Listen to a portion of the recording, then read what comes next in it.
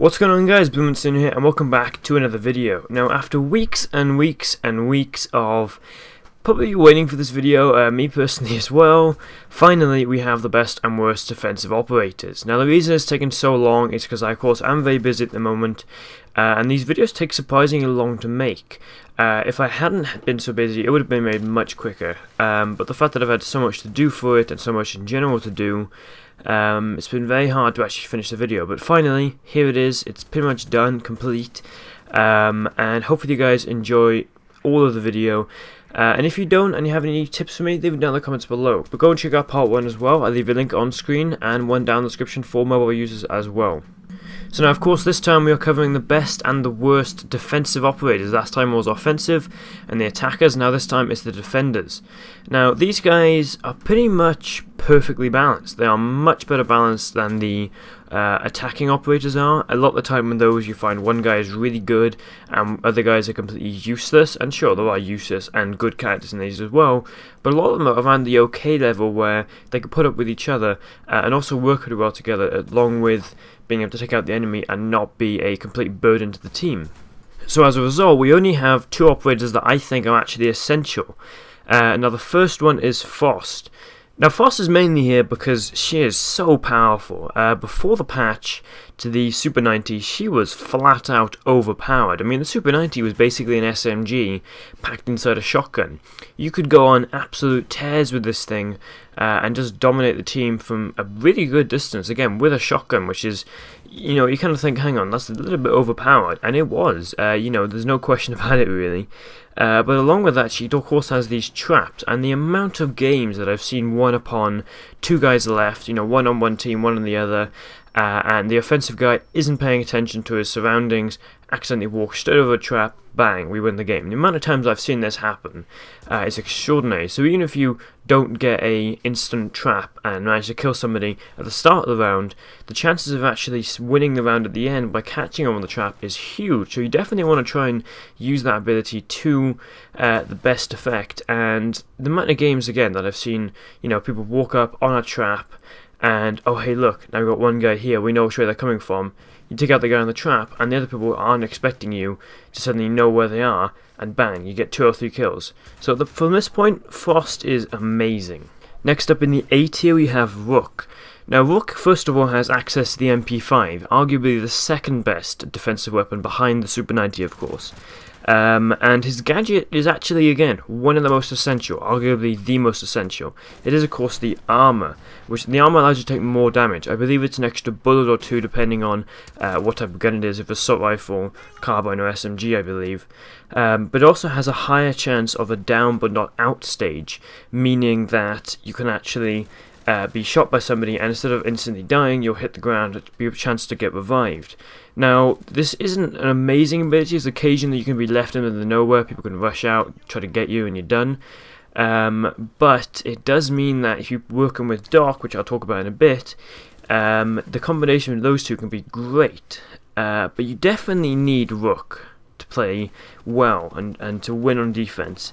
He's not 100% essential, but the amount of gunfights that I've seen, or the amount of gunfights that I've won, in fact, where the guy stops shooting because I'm dead, or that one extra bullet allows me to just get on target and get a headshot is astounding. You really do have to pick him when on defense. So now we move on to the B tier, and the first one in the B tier is Jäger. Now, his best ability is the fact that he can place these anti-grenade, anti-device systems all over the walls, which allows your team to not worry about grenades, fuse. Sure, people are still going to pay attention, but so many times a fuse will go up, you know, drop in these, people aren't expecting it, and suddenly there's mass panic, walls are being blown out, and guns start blazing and bullets fly, and people just get shot up left, right and centre. And the amount of times that people panic is usually the main cause of losing an offensive round, or defensive round, sorry.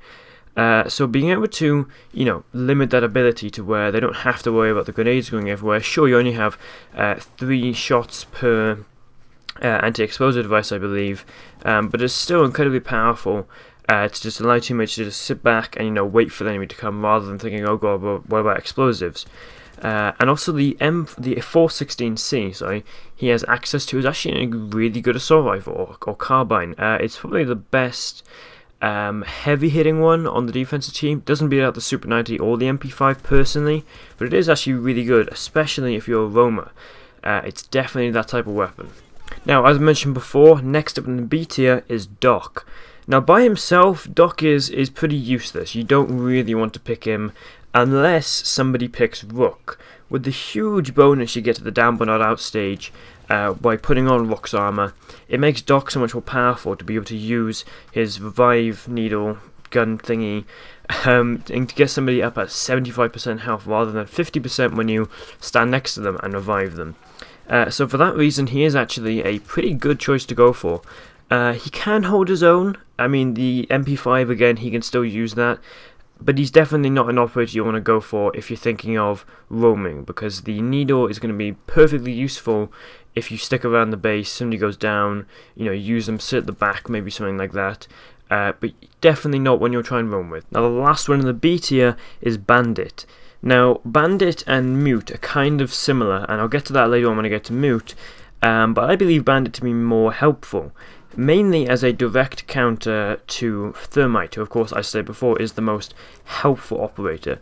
Sure, he can be beaten out by Thatcher or Twitch, which is why he's lower down the B, really close to a C, but mainly a B. Because of roaming ability, the MP7 is great, and so is the M870, his shotgun he can have access to. But mainly, if you don't pick Thatcher or Twitch, then you'll get chewed apart by Bandit, and Thermite won't be able to do anything really. But you don't want to pick him if you're going to be roaming the whole time, again, because although he's very good for that, he doesn't really have anything huge he can use to be able to help you when roaming.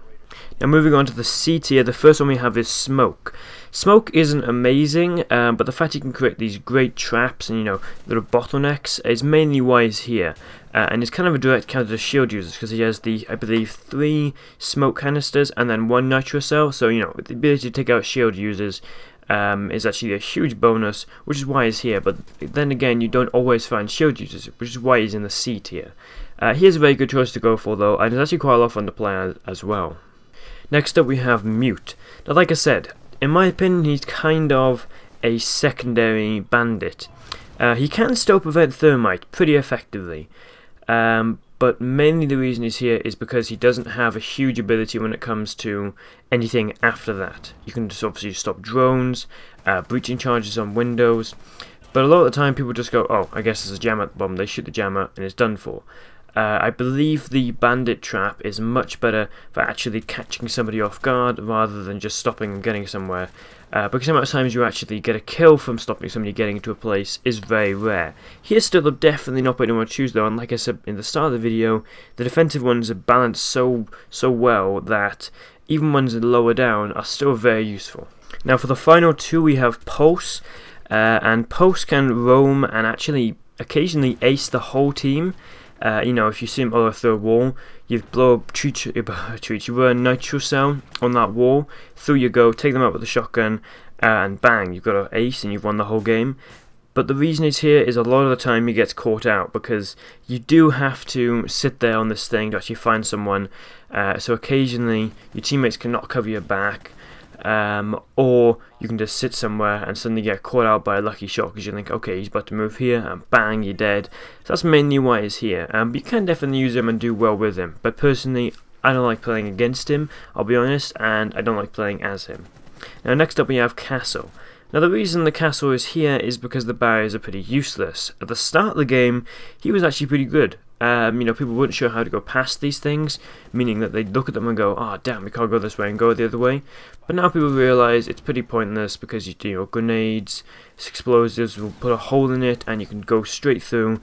The point where it's become pretty useless. Also, the barriers don't really provide much of a bonus for shooting, because sure, you can't shoot through them, but like I stated before, people just look at them and go, okay, I'll just go through this time. That's all that happens. So for that reason, he's one you don't want to pick because it doesn't help you much at all. Now, finally, for the D tier, we start with Kapkan. Now, Kapkan at the start of the game was actually really good. I mean, people didn't know what to look for when these traps are placed down. They just go straight through windows, bang, you get a good kill, maybe even 3 or 4. but now people definitely know what to look for. With the fact there's a giant screw sticking out the wall, people go, oh, Kapkan trap, and shoot it. You can still get kills though, by people, again, not paying attention, rushing around a corner, bang, you get a kill, or there's 2 guys left, 1 in each team, someone goes to the doorway, not paying attention, and get the Kapkan trap, you win the game. But the amount of times that actually happens now is very, very rare, but the guns are okay. And I think we all know who's coming last, because this guy is completely useless.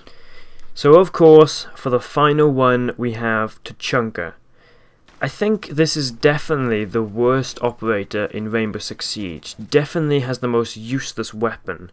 His machine gun, which I believe is a DTP or DPT, is good and is actually kind of cool because I sort of like that weaponry, but is entirely useless. You might say, oh hang on, you can put huge holes in walls and see the enemy coming. Yeah, sure. But the fact that you can't move side to side or back and forth on the turret means you are a sitting duck. You can get ambushes. If you know the enemy's going to come through a certain way, you can put the turret, you can put the machine gun somewhere. Okay, they're through the wall, shoot straight through the wall, get a good couple of kills. But it is 100% useless when it comes to actually sitting on the base or even roaming. Because like I said, you do just sit there, and the amount of times that someone throws a grenade in you, you start to run away, but then you don't go away quick enough from the grenade, or someone who looks through a tiny little hole, sees you, bang, you're dead. So for that reason he is useless, but I would like to see maybe if he had a special helmet, which I think would be the only way to make him useful. If he couldn't die from 1 headshot, if maybe it took 2 headshots to kill him. That is the only way I see of him being useful. So now hopefully you guys enjoyed this list. If you did, be sure to tell me down below in the comments. This part did take a long time to come out, like I said. Hopefully now it's out, everything's good, and you did enjoy it. I will begin, most likely, we'll begin to do a lot more live comms. Again, I'm still very busy, so you'll probably see Battlefield, CSGO, and Rainbow Six Siege live comms more often than actual videos for the next 2 or maybe a month and a half. That's honestly going to happen. I'm quite sad, but oh well, not much you can do about it.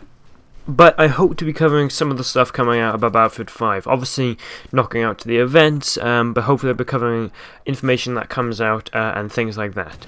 But hopefully you guys did enjoy the video. If you did, don't forget to like, share, and subscribe. Tell me down below in the comments if you thought this video was good, needs some improvement, or if you have any ideas for me to do certain videos. But until then, guys, Blue Monsoon, out.